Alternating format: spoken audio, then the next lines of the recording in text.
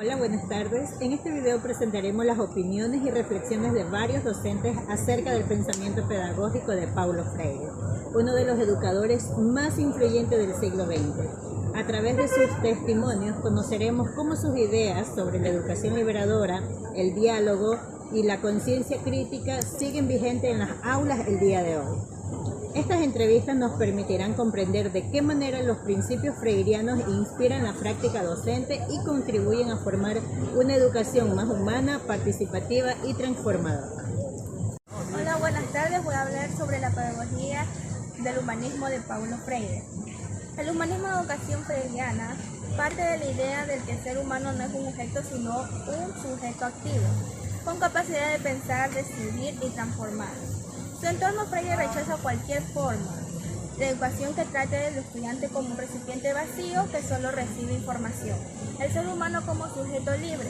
Freire sostiene que toda persona tiene la posibilidad de cambiar su realidad mediante la conciencia crítica. Esto significa que los individuos deben ser situación, por ejemplo, la pobreza o la injusticia y actuar colectivamente para transformarla. La educación, por lo tanto, debe ser empoderar al estudiante para que piense que por sí mismo participa en la construcción de una sociedad más justa. Educación como liberación del oprimido.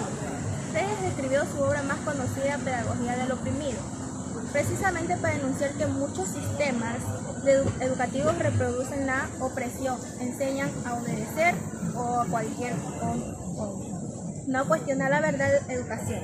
Según el deber liberal, es decir, ayudar al estudiante a reconocer como protagonista de su historia, fomentar la autonomía, la reflexión y el compromiso social.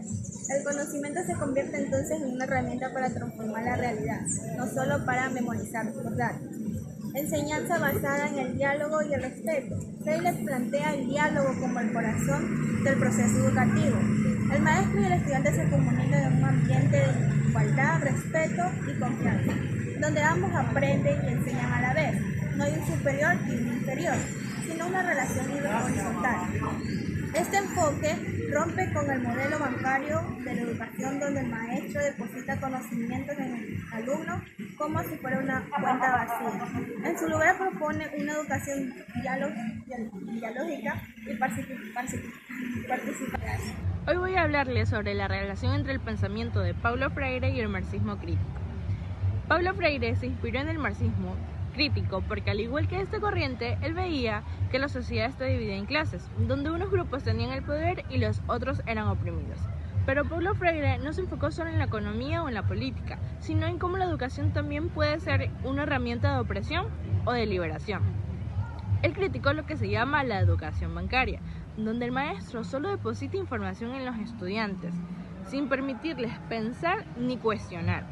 En lugar de eso, Paulo Freire propone una educación liberadora, donde los estudiantes analicen su propia realidad, dialoguen y comprendan las causas de la injusticia social. El objetivo es que cada persona logre la concientización, es decir, que tome conciencia de su situación y actúe para transformarla. Por eso, Paulo Freire decía que la educación nunca es neutra, o ayuda a mantener la opresión o impulsa a la libertad.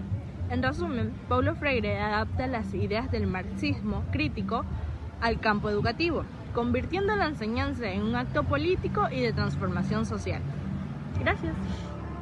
El existencialismo en el pensamiento de Paulo Freire.